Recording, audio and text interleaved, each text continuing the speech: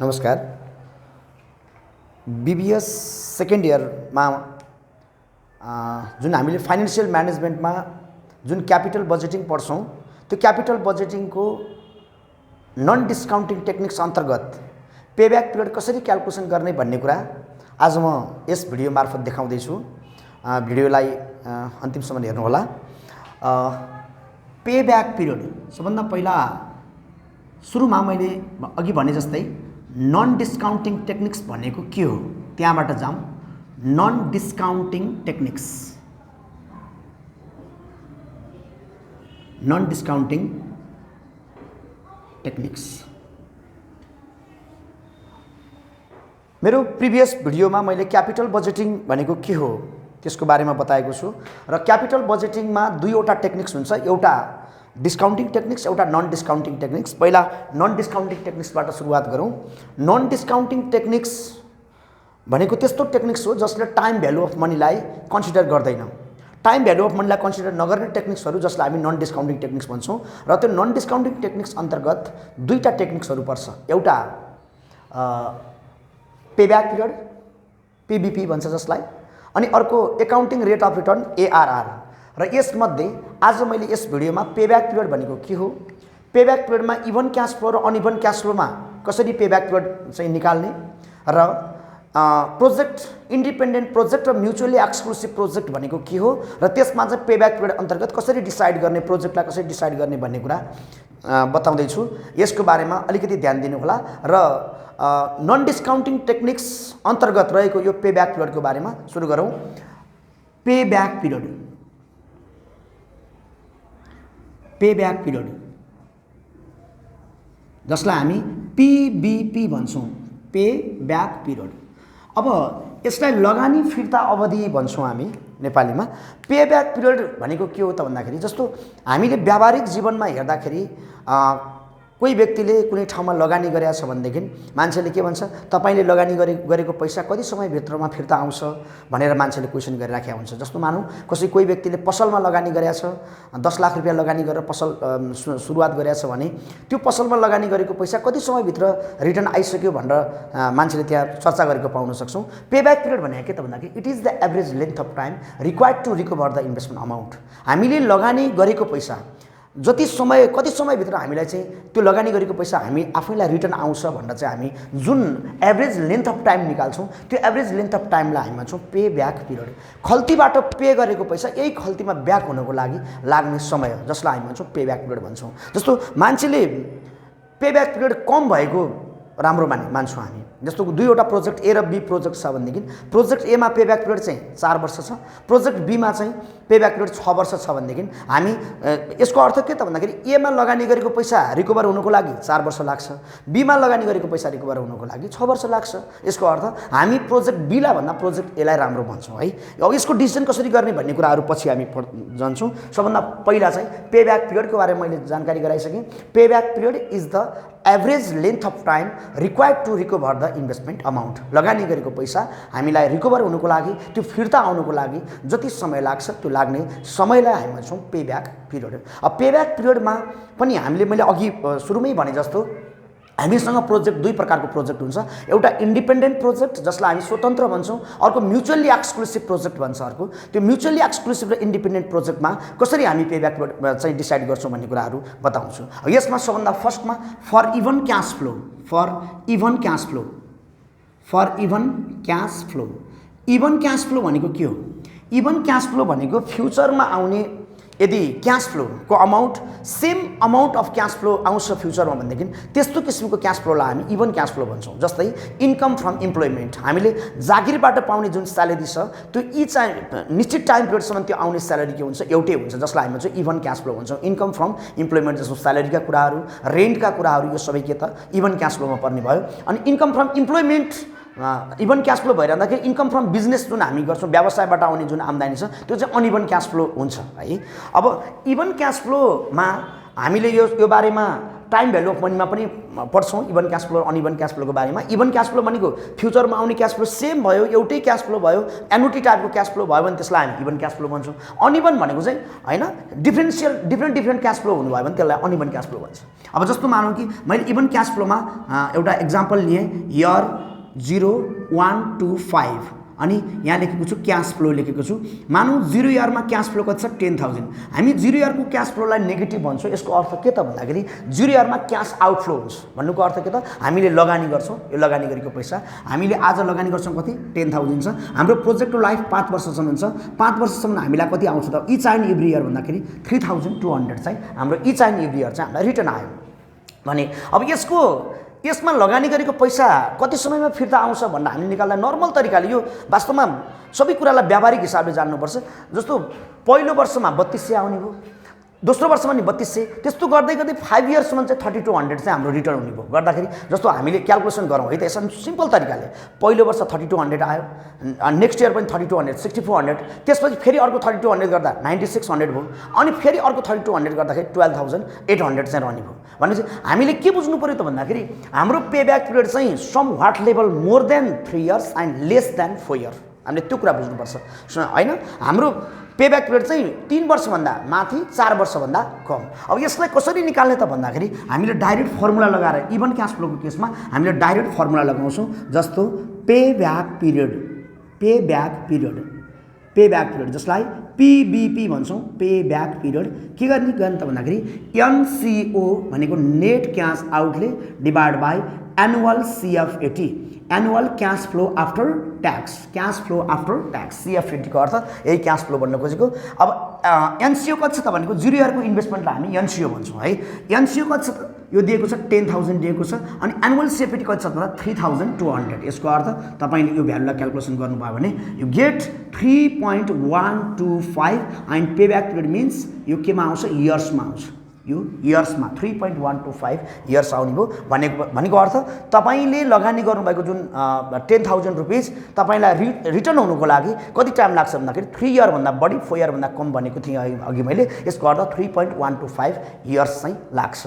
अब यसमा यसलाई किन नन डिस्काउन्टिङ टेक्निक्स भने त भन्दाखेरि यहाँ हेर्नुहोस् त, यहाँ चाहिँ हामीलाई रिक्वायर्ड रेट अफ रिटर्न अथवा डिस्काउन्ट रेटहरू दिएको छैन। यसको अर्थ यसले के भन्छ, आजको भ्यालु र यसको मतलब टाइम भ्यालु अफ मनीलाई कन्सिडर गर्दैन कि यसले, किनकि रिक्वायर्ड इन्ट्रेस्ट रेट दिएको छैन नि त।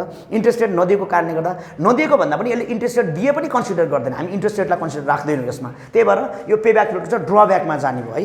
पे ब्याक पिरियडको ड्रब्याकमा चाहिँ के त भन्दा it does not consider the concept of time value of money. त्यही भएर यसबाट आएको रिजल्ट चाहिँ हामी क्यालकुलेसन गर्छौँ, तर आएको रिजल्टले दिने जुन होइन प्रोजेक्टमा हामीले जुन डिसिजन गर्छौँ त्यो डिसिजन चाहिँ सही हुन्छ भन्न सकिँदैन, किनकि यसमा चाहिँ यसले चाहिँ टाइम भ्यालु अफ मनीलाई कन्सिडर गरेको छैन है।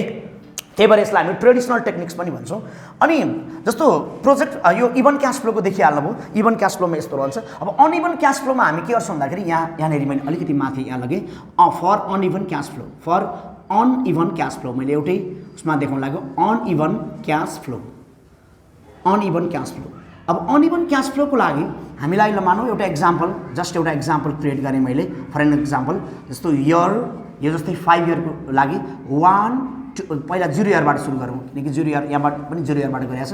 0, 1, 2, 3, 4, 5 मानौँ 5 वर्ष हामीलाई चाहिँ प्रोजेक्टको लाइफ छ। सीएफएटी क्यास फ्लो आफ्टर ट्याक्स अथवा क्यास फ्लो मात्रै भनौँ कति छ त भन्दाखेरि 1 इयरमा 10,000 छ, अनि 0 इयरमा 10,000 छ, 1 इयरमा 3,200, यहाँ दिएको छ 3,500, अनि त्यसपछि यहाँ 4,000 छ, यहाँ 2,000, अनि लास्टमा चाहिँ कति भने 1,700 चाहिँ यसरी क्यास फ्लो आएको छ। यसको अर्थ अनइभन भनेको के रहेछ भन्नु होला भने इच एन्ड एभ्री इयर आउने क्यास फ्लोको रकम के छ फरक छ। जस्तो यहाँनिर हेर्नुहोस् त, यहाँनिर इच एन्ड एभ्री इयर आउने क्यास फ्लो के छ सेम छ।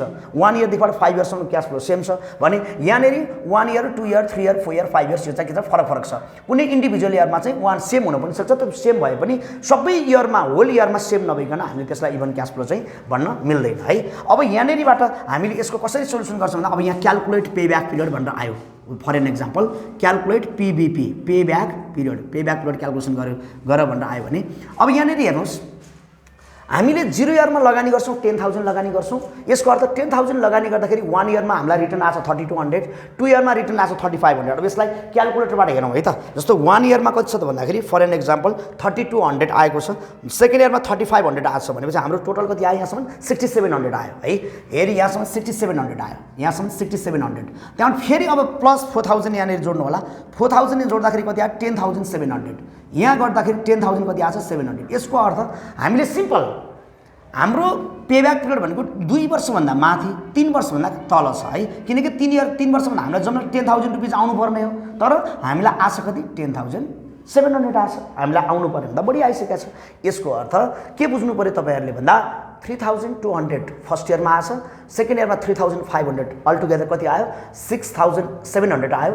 त्यसो फेरि थर्ड इयरमा चाहिँ 4,000 आउँदाखेरि 10,700 छ हामीलाई जब कि 10,000 कभर भयो हुन्छ भनेपछि हाम्रो पेब्याक पिरियड चाहिँ 2 इयर्स भन्दा माथि र 3 इयर्स भन्दा चाहिँ के छ भन्दा तल छ है अब यसको कसरी निकाल्ने पेब्याक पिरियड मैले यहाँ तपाईहरुलाई देखाउँछु पेब्याक पिरियड अब यसको लागि फर्स्टमा हामीले यसको सोलुसनको पार्टमा जानु पर्यो है सोलुसनमा हेर्नु होला जस्तो इयर है 0 1 2 3 4 5 1 इयरबाट राखेर पनि गर्न सक्छौं त त्यसरी भन्दा 0 इयरबाट राखेर गर्दाखेरि हामीलाई सजिलो हुन आउँछ अलि बुझ्न सजिलो हुन्छ क्याश फ्लो अब क्याश फ्लो कति छ त 0 इयरमा कति छ 10,000 छ हेर्नु होला यो भनेको लगानी गरेको रकम इन्भेस्टमेन्ट नेट क्याश आउटले हो यहाँ 3200 छ यहाँ कति छ 3500 छ यहाँ कति छ 4000 छ हैन अनि यहाँ कति छ भन्दाखेरि 2000 छ र लास्टमा हामीलाई आएको छ कति भन्दा 1700 यति चाहिँ हामीलाई रिटर्न आइरा छ है अब यसको लागि हामी के गर्छौं क्युमुलेटिभ सीएफएटी निकाल्छौं यहाँ क्युमुलेटिभको अर्थ के हो त तपाईहरुले म्याथमेटिक्समा फर्स्ट इयरमा पनि पढ्नु भएको छ क्युमुलेटिभ सीएफ के हैन सीएफएटी क्याश फ्लो कसरी निकाल्ने त भन्दाखेरि यहाँ यसलाई सीएफएटी लेखिदिनुस् ठीक छ सीएफ लेखे नि सीएफएटी लेखे पनि अब यहाँ हामी गर्छौं 10,000 नेगेटिभ अब पहिला तपाईहरुले यसलाई क्याल्कुलेसन गर्दाखेरि एकदम नातिकन के गर्नुस् भन्दा 10,000 नेगेटिभ खिच्नुस् प्लस कति भन्दा 3200 पहिला 10,000 राख्नु अनि 3200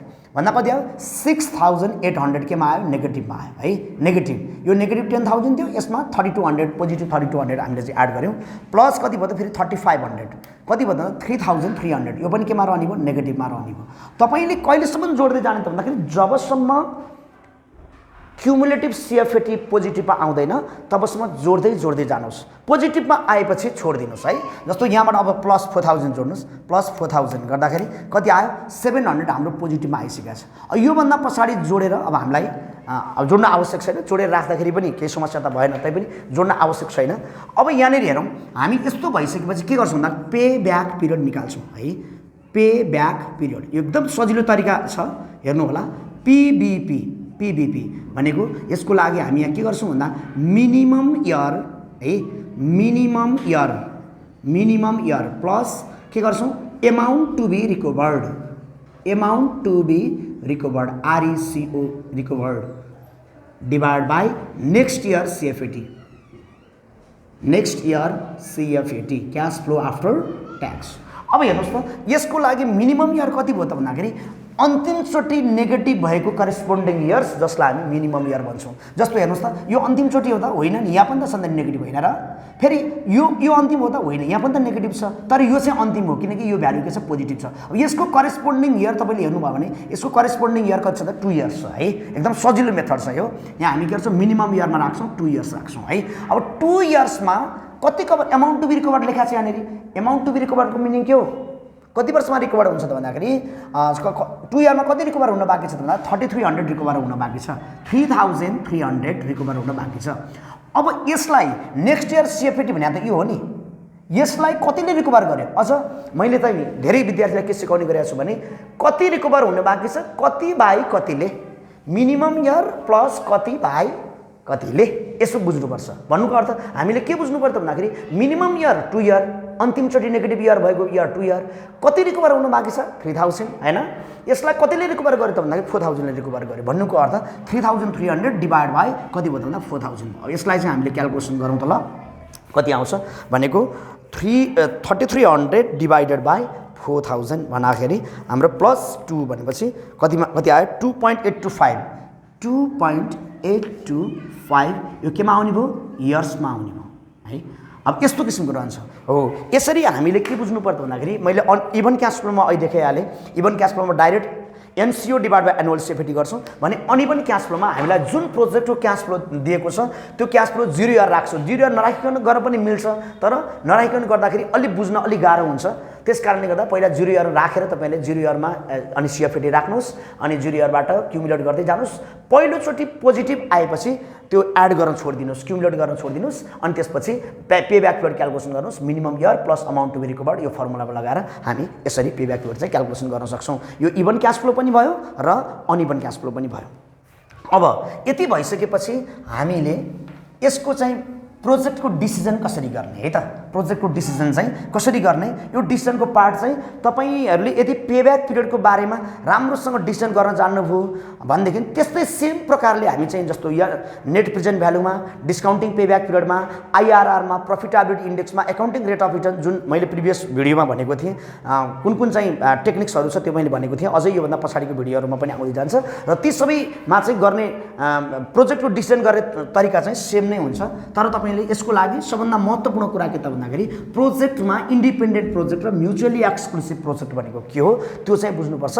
र यसमा सबभन्दा पहिला इन्डिपेन्डेन्ट प्रोजेक्ट सबभन्दा फर्स्टमा के बुझ्नु पर्यो भने इन्डिपेन्डेन्ट प्रोजेक्ट भनेको के हो। इन्डिपेन्डेन्ट प्रोजेक्ट भनेको एउटा प्रोजेक्टलाई अर्को प्रोजेक्टसँग कम्पेरिजन गर्न मिल्दैन भने त्यसलाई हामी इन्डिपेन्डेन्ट प्रोजेक्ट भन्छौँ। जस्तै फर एन एक्जाम्पल तपाईहरुले यहाँनेरि प्रोजेक्ट दुईवटा प्रोजेक्ट छ। प्रोजेक्ट पहिला मानौ for an example project A छ अनि अर्को के छ प्रोजेक्ट कुन छ बी छ है। यसलाई अलिकति हेर्नु पर्यो ए र बी।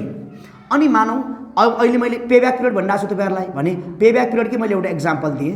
पेब्याक पिरियड जसलाई हामी पीबीपी भन्छौँ। पीबीपी मानौ ए को चाहिँ कति छ त भन्दा 4 इयर्स छ, अब बी को चाहिँ कति छ त भन्दा 7 इयर्स छ। ल हेर्नुहोस् है, अब के हो त भन्दाखेरि हामीलाई नर्मल्ली हेर्दाखेरि मैले अघि पनि भनेको थिएँ पेब्याक पिरियड त कम भएको राम्रो। यस अर्थमा प्रोजेक्ट ए नै राम्रो मानिन्छ, बी भन्दा ए राम्रो मानिन्छ। तर इन्डिपेन्डेन्ट प्रोजेक्टको केसमा त्यस्तो नहुन सक्छ। यसको लागि हामीलाई एउटा फ्याक्टर दिएको हुन्छ minimum cost recovery period. Sorry यसलाई म्याक्सिमम मिनिमम होइन म्याक्सिमम कस्ट रिकभरी पिरियड भन्छ। Maximum cost recovery period maximum cost recovery period चाहिँ यो चाहिँ क्वेसनमा दिएको हुन्छ है, गिभन हुन्छ। जहिले पनि याद गर्नु होला इन्डिपेन्डेन्ट प्रोजेक्टको केसमा maximum cost recovery period in case maximum cost recovery period दिएन भने हामी प्रोजेक्टको लाइफलाई लिन्छौँ, लाइफ अफ प्रोजेक्ट। जस्तो अघि मैले दुईवटै इभन र अनइभनको क्यास फ्लोको केसमा मैले दुईटैमा के गरेको थिएँ भन्दा प्रोजेक्टको लाइफ चाहिँ 5 इयर्स मानेको थिएँ। यदि म्याक्सिमम कस्ट रिकभरी पिरियड दिएन भने हामी त्यही 5 इयर्सलाई मान्छौँ। अब यहाँ चाहिँ फर एन एक्जाम्पल यसमा अहिलेकै जस्तो 5 इयर्स दियो। ल हेर्नुहोस् है 5 इयर्स दियो। अब हेर्नुहोस् त यसको अर्थ के त भन्दाखेरि हामीले म्याक्सिमम कति वर्षभित्रमा चाहिँ हाम्रो कस्टलाई रिकभर गर्नु पर्यो 5 वर्षभित्रमा हैन त। यसको अर्थ प्रोजेक्ट एले चाहिँ 4 वर्षमा रिकभर गरेको छ हैन त। प्रोजेक्ट बीले चाहिँ कति 7 वर्षमा रिकभर गरेको छ भनेपछि project A is better than project B. We should accept project A. अनि फेरि फर उदाहरणको लागि यस्तो बेलामा कुन प्रोजेक्टलाई एक्सेप्ट गर्ने भयो प्रोजेक्ट ए चाहिँ एक्सेप्टेड भयो हैन। प्रोजेक्ट ए चाहिँ एक्सेप्टेड भयो अनि प्रोजेक्ट बी चाहिँ के भयो त भन्दा प्रोजेक्ट बी चाहिँ रिजेक्टेड भयो है। प्रोजेक्ट बी चाहिँ के भयो रिजेक्टेड भयो। किन यसको कारण यसको तपाईले एक्जाम्पल अथवा यसको रिजन दिँदाखेरि चाहिँ प्रोजेक्ट ए को पेब्याक पिरियड कम भएको कारणले गर्दा होइन। यो के त भन्दाखेरि म्याक्सिमम कस्ट रिकभरी पिरियड भन्दा प्रोजेक्ट ए को पेब्याक पिरियड चाहिँ कम भएको कारणले गर्दा तिमीले के बुझ्नु पर्यो प्रोजेक्ट ए चाहिँ के भयो एक्सेप्टेड भयो। अनि बी चाहिँ किन त भन्दाखेरि म्याक्सिमम कस्ट रिकभरी पिरियड चाहिँ के त भन्दाखेरि बढी भएको कारणले म्याक्सिमम कस्ट रिकभरी पिरियड भन्दा प्रोजेक्ट बी को पेब्याक पिरियड चाहिँ बढी भएको कारणले गर्दाखेरि चाहिँ प्रोजेक्ट बी चाहिँ के भयो मतलब रिजेक्टेड भयो। तर यही केसमा अलिकति विचार गरौँ भयो हुन्छ है। म्याक्सिमम कस्ट रिकभरी पिरियड मानौ त्यो दिएको हुन्छ, मैले अघि भनिसकेको छु। मानौ फर एन एक्जाम्पल 8 इयर्स दियो। अलिकति ध्यान दिनुहोस् है 8 इयर्स दियो भनेदेखि हामीले के बुझ्नु पर्यो त भन्दाखेरि हाम्रो कति वर्षभित्रमा कस्ट रिकभरी गर्नु पर्यो त भन्दाखेरि 8 वर्षभित्रमा कस्ट रिकभरी गर्नु पर्यो। तर प्रोजेक्ट एले 4 वर्षभित्रमै कस्ट रिकभरी गरेको छ, प्रोजेक्ट बीले 7 वर्षभित्रमा नै के गरेको छ कस्ट रिकभरी गरेको छ। 8 वर्षभित्रमा गरे हुने हो नि। यसको अर्थ तपाईले के बुझ्नु पर्छ भन्दा प्रोजेक्ट ए पनि के भयो प्रोजेक्ट यस्तो बेलामा चाहिँ है प्रोजेक्ट ए पनि एक्सेप्ट भयो, प्रोजेक्ट ए पनि के भयो एक्सेप्ट भयो, अनि प्रोजेक्ट के भयो त भन्दा बी पनि के भयो त भन्दा एक्सेप्ट भयो। किन एक्सेप्ट भयो त भन्दा ए पनि क्राइटेरियाभित्र पर्यो, बी पनि क्राइटेरियाभित्र पर्यो है। यो कुरा याद गर्नु होला। जस्तो तपाईहरुलाई अलिकति एउटा एक्जाम्पल दिउँ। जस्तो फर एन एक्जाम्पल ट्युबमा पढ्ने विद्यार्थीहरूको बीबीएसमा 35 नम्बर ल्याए 35 मार्क्स ल्याएपछि विद्यार्थी पास हुन्छ हैन त। तपाईले फाइनान्समा 35 ल्यायो भने पास हुन्छ भने अब मानौ दुईजना व्यक्तिहरू आयो, एकजना अमृत भन्ने व्यक्ति आयो, एकजना चाहिँ अनुप भन्ने व्यक्ति आयो। अमृतले चाहिँ 35 नम्बर ल्यायो, अनुपले चाहिँ 90 नम्बर ल्यायो भन्नुको अर्थ हामीले के बुझ्नु पर्यो त भन्दाखेरि दुवैजना पास हो नि। अब अमृत मात्रै पास अथवा अनुप मात्रै पास, 90 नम्बर ल्याएको छ अनुप मात्रै पास भन्नु भएन नि, किन पास त अमृत पनि पास हो नि। भनेपछि हामीले के बुझ्नु पर्यो त भन्दाखेरि त्यही कुरालाई आधार मान्न गर्नु पर्यो कि अमृत पनि एक्सेप्ट, अनुप पनि एक्सेप्ट। त्यो दुवैजना के त भन्दाखेरि मास्टर डिग्री पढ्नको लागि चाहिँ उनीहरू योग्य छन् भनेको जस्तै हो क्या यहाँ चाहिँ। भनेपछि त्यो दुईटालाई एक आपसमा कम्पेरिजन गर्दाखेरि त अनुपको मार्क्स बढी होला किन उसको 90 मार्क्स छ। तर त्यो दुवैलाई मैले अघि भनेको छु नि, इन्डिपेन्डेन्टको अर्थ के रहेछ, कम्पेयर गर्न नमिल्ने के, एउटाले अर्कोलाई कम्पेयर, एउटाको रिजल्टले अर्कोलाई असर पार्नु भएन नि। हो जस्तो यहाँ हेर्नुहोस् त 4 इयर्स र 7 इयर्समा हामी 4 इयरलाई किन एक्सेप्ट गरे त, यहाँ 4 इयरलाई किन एक्सेप्ट गरे त भन्दा यसको 7 इयर भएन हैन। यहाँ त हेर्नु त दुईटै एक्सेप्ट भएको छ त यो। तर भोलि पे ब्याक पिरियड चाहिँ मानौ म्याक्सिमम कस्ट रिकभरी पिरियड चाहिँ उदाहरण for an example maximum cost recovery period चाहिँ 3 इयर्स दियो। ल सुन्नुहोस् है के हुन्छ, 3 वर्षभित्रमा चाहिँ हामीलाई के गर्नुपर्ने, कस्ट रिकभर गरिसक्नुपर्ने। यसले 4 वर्षमा गरेछ, यसले 7 इयर्समा गरेछ भनेपछि अब के त भन्दाखेरि यसले चाहिँ के चाहिँ अब यो ए पनि के भयो रिजेक्टेड भयो। ए पनि यहाँ याद गर्नु होला, ए पनि के भयो रिजेक्टेड भयो। ल है एउटा कुरा याद गर्नु, ए पनि रिजेक्टेड भयो, बी पनि के भयो त भन्दा यो पनि रिजेक्टेडै भयो। मैले रिजेक्टेडै लेखा दिएँ, रिजेक्टेड भयो भनेपछि हामीले के बुझ्नु पर्यो त भन्दा जस्तो अघि एक्जाम्पलमा फर एन एक्जाम्पल अमृतले ल्यायो 5 मार्क्स, अनुपले ल्याए चाहिँ अर्को 33 मार्क्स ल्यायो अथवा 34 मार्क्स ल्यायो भने 34 पनि फेल हो नि, रिजेक्ट हो नि। अनि अमृतको 5 मार्क्स पनि के हो रिजेक्ट हो। तपाईले चाहिँ 34 ल्याएर फेल हुनुभयो, म चाहिँ 5 ल्याएर फेल भएको भनेर त्यसरी चाहिँ हामीले कम्पेरिजन गर्न मिल्दैन। भने जस्तै एउटा रिजल्टले अर्कोलाई असर पार्दैन भने त्यसलाई हामी भन्छ इन्डिपेन्डेन्ट प्रोजेक्ट। भने इन्डिपेन्डेन्ट प्रोजेक्टमा के हुन्छ भन्दाखेरि all the project may be accepted or rejected if there, अब अथवा भन्नुहोस् न एक्सेप्टेडबाट जाउँ है त, all the project may be accepted if their pay back period is equal to or less than the maximum cost recovery period. मैले भनिसकेको छु म्याक्सिमम कस्ट रिकभरी पिरियड चाहिँ क्वेसन्समा दिएको हुन्छ। इन केस दिएन भने हामी प्रोजेक्टको लाइफलाई लिन्छौँ। यो चाहिँ इन्डिपेन्डेन्ट प्रोजेक्ट अनुसार चाहिँ एक्सेप्ट गर्ने कुरा हो है। त्यसपछि फेरि हामी जान्छौँ अर्को म्युचुअली एक्सक्लुसिभ प्रोजेक्ट। यसलाई इरेज गरौँ, म्युचुअली एक्सक्लुसिभ प्रोजेक्ट।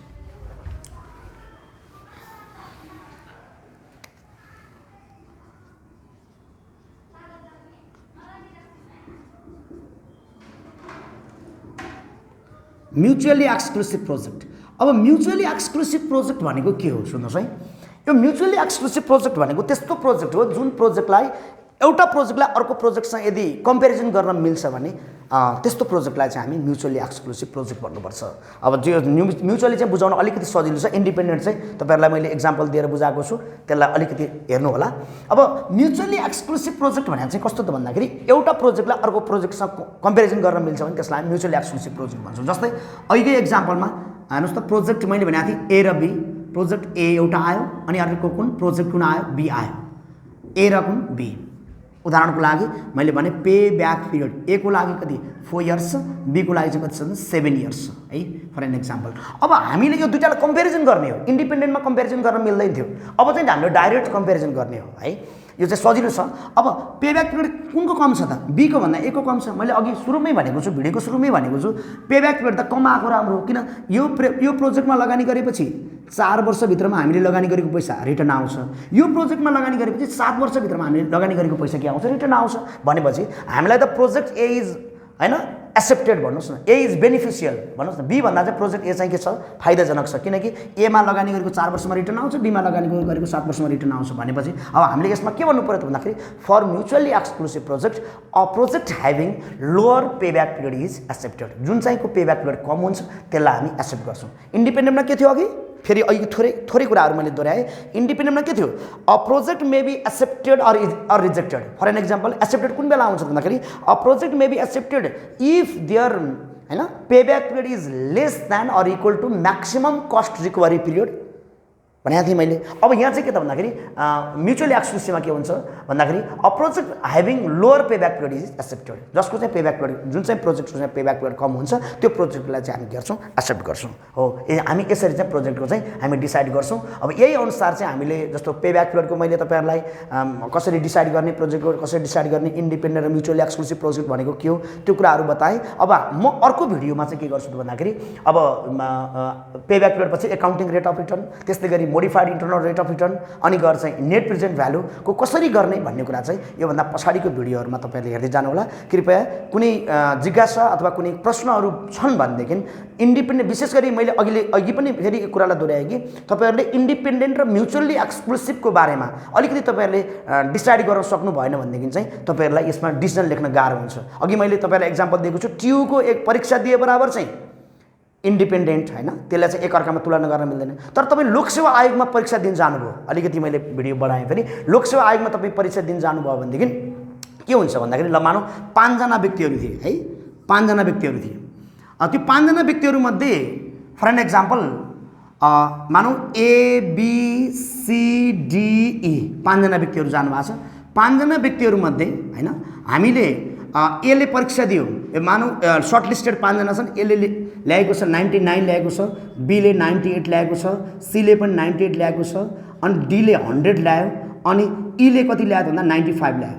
अब के याद गर्नु पऱ्यो त भन्दाखेरि हामीलाई कति भन्दा 3 जना सेलेक्सन गर्नुपर्ने छ। हेर्नुहोस् है त उदाहरणको लागि, अब यहाँ ए के भयो एसेट भयो, बी पनि के भयो सरी यो डी एसेट भयो, सेकेन्डमा कसले ल्याएको छ 99 ल्याएको छ, बी ल्याएको छ, अनि त्यसपछि यो पनि एसेट भयो है, यो पनि एसेट भयो। त्यसपछि अनि बीले कति ल्याएको छ भन्दा 98 ल्याएको छ। यो दुईटा मध्ये ल यसलाई 97 भनौँ मार्क्स होइन, यसलाई 90, यो पनि के भयो त एसेट भयो। अब यो 97 र 95 चाहिँ के भयो त भन्दा यो दुईटा चाहिँ रिजेक्ट भयो। किन रिजेक्ट भयो त भन्दाखेरि यो 3वटाको रिजल्ट हेर्नुहोस् त, डी को अनि बी को अनि ए को रिजल्टको कारणले गर्दा दुईटालाई असर पार्यो हो नि। नभए 95 मार्क्स 97 मार्क्स ल्याएर कोही फेल हुन्छ र हुँदैन नि। त्यो किन फेल भयो त भन्दाखेरि ए को कारणले गर्दा फेल भए, किन फेल भए डी को कारणले गर्दा फेल भए, किन फेल भए बी को कारणले गर्दा फेल, किन उनीहरूले धेरै पढ्दै भएर उनीहरू फेल भयो के।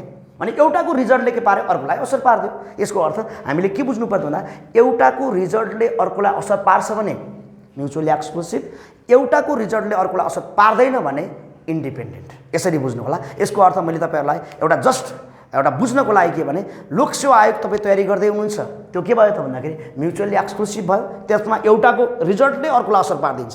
एउटाले धेरै पढ्दियो भने अर्को फेल हुन्छ, राम्रो नम्बर ल्याउँदै पनि फेल हुन्छ। अनि अर्को ट्युको रिजल्ट हेर्नुहोस्, ट्युको रिजल्टमा के हुन्छ भन्दा जो क्राइटेरिया पुगेको जति सबै पास हुन्छ, 35 नम्बर ल्याउने सबै पास, नल्याउने जति सबै फेल। त्यो कुरा चाहिँ बुझ्नुपर्छ है। र यसको बारेमा अझै पनि हामी पछिल्ला भिडियोहरूमा चर्चा गर्दै जाउँला। अहिलेलाई यति नै पे ब्याक पिरियडको बारेमा। धन्यवाद।